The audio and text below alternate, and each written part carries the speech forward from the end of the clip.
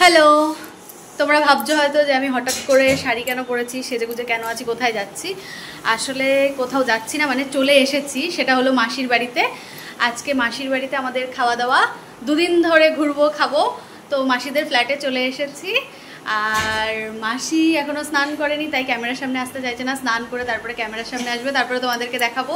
আর আজকে মাসির বাড়িতে এসে আমরা কি কি খাচ্ছি না খাচ্ছি সবটাই আজকের ব্লগে তোমাদেরকে দেখাবো। আজকে যেহেতু শনিবার, নিরামিষ খাওয়া দাওয়া, তাই কালকেও কিন্তু মাসির বাড়িতে আমাদের নিমন্ত্রণ। এখন 2 দিন ধরে আমরা মাসির বাড়িতে ঘুরবো আর খাবো। যাই হোক, এটা মাসির একটা রুম। মাসির ফ্ল্যাটের প্রত্যেকটা রুম কিন্তু খুব বড় বড়, ডাইনিংটাও যেরকম বড় তেমন এই রুমটাও বড়। এসো তোমাদের ব্যালকনিটা একবার দেখাই।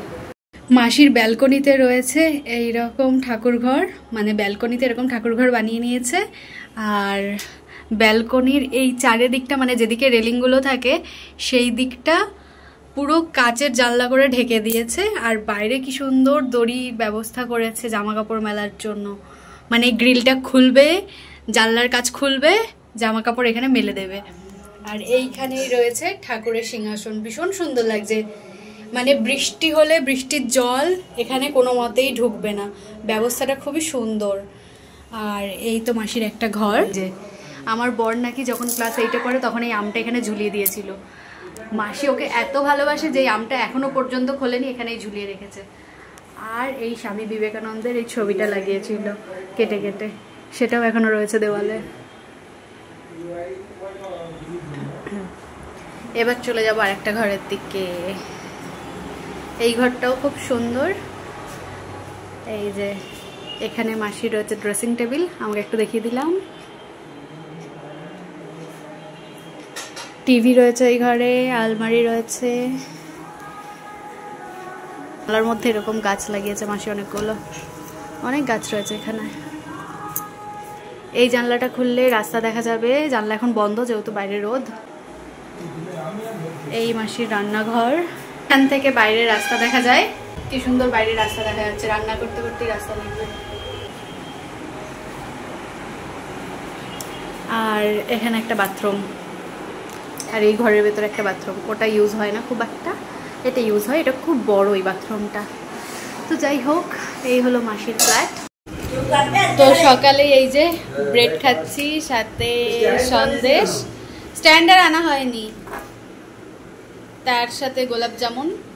তো এখন এটাই সকালের ব্রেকফাস্ট খাবো। আজকে প্রথম আসা মাসির ফ্ল্যাটে, এসে ঘুরে ঘুরে দেখছি, তোমাদেরকেও দেখাচ্ছি। তো মাসি আমাকে দুটো জিনিস দিয়েছে, সেটা তোমাদের দেখা।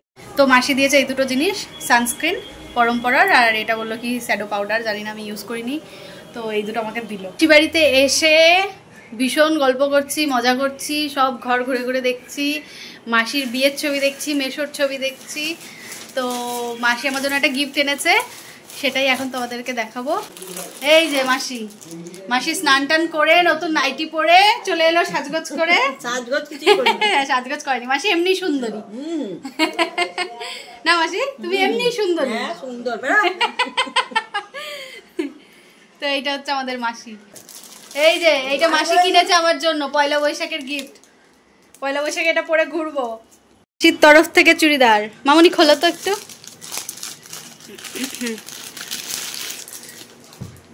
সুন্দর হয়েছে কালারটা, হ্যাঁ সুন্দর লাগছে, কালারটা সুন্দর হয়েছে। হ্যাঁ না, চুড়িদারটা ভালো লাগছে, খুব সুন্দর হয়েছে, কালারটাও সুন্দর হয়েছে, চুড়িদারটাও সুন্দর লাগছে, সুন্দর হয়েছে। এই যে চুড়িদার, আর এই যে ওর প্যান্ট, সুন্দর লাগছে, খুব সুন্দর হয়েছে। মহারাজা চুল কেটে চলে এসেছে মহারাজা। দেখি দেখি কেমন লাগছে দেখি। আরে ভালো লাগছে, কখন থেকে বসে রয়েছি। মহারাজা এখন এলেন।